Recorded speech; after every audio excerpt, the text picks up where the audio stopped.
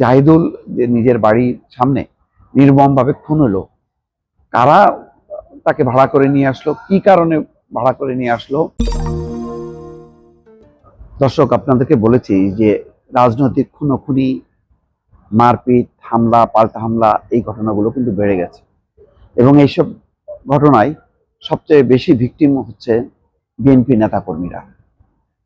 এর আগে আপনাদেরকে বলেছি যে একটা পরিসংখ্যান বের হয়েছিল, সেখানে দেখা গেছে 2 বছরে 64 জন বা 68 জন রাজনৈতিক নেতাকর্মী সহিংসতার শিকার হয়েছে, অর্থাৎ তারা নিহত হয়েছেন। তার মধ্যে 54 জনই বিএনপি। এখানে প্রতিপক্ষের হামলা কম, আভ্যন্তরীণ দ্বন্দ্ব বিবাদের ঘটনা বেশি, এবং এটাই হচ্ছে বিএনপির এখন সবচেয়ে বড় সংকট, বড় সমস্যা। এই ঘটনাগুলি যদি বাড়তে থাকে তাহলে ভয়াবহ অবস্থা হবে।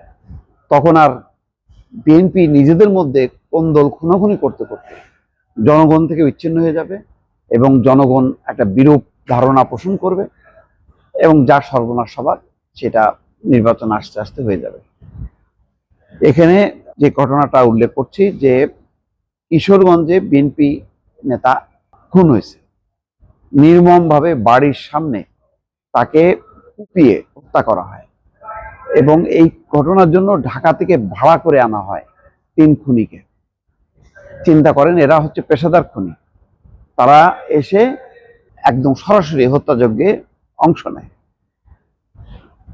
এখানে জাহিদুলকে বাঁচাতে গেলে যাকে হত্যা করেছে বিএনপি কর্মী হাদিস মিয়ার উপরও হামলা করা হয়, তিনি বর্তমানে মেডিকেলে চিকিৎসাধীন আছেন। আর যারা আটক হয়েছে তারা হচ্ছে মোহাম্মদ হেলাল, মঈনুদ্দিন এবং শাকিল।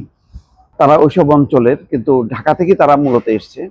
পুলিশ জানায় প্রাথমিক জিজ্ঞাসাবাদে 3 জন স্বীকার করেছেন এই হত্যাকাণ্ড ঘটনার জন্য 3 দিন আগে ঢাকা থেকে তারা মিঠামাইনে আসে এবং যাকে হত্যা করা হয়েছে তিনি কিশোরগঞ্জের মিঠামাইন উপজেলার সভাপতি।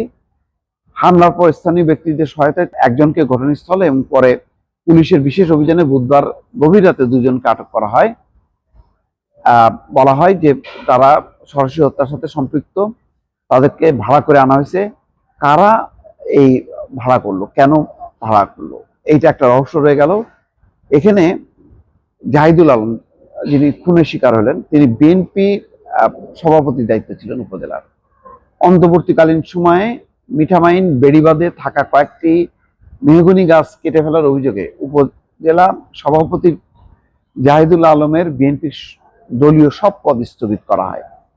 একই ঘটনায় বছরের 25 ফেব্রুয়ারি তাকে আটক করে কারাগারে পাঠানো হয়। মাসখানেক কারাভোগের পর তিনি জামিনে বেরিয়ে আসেন।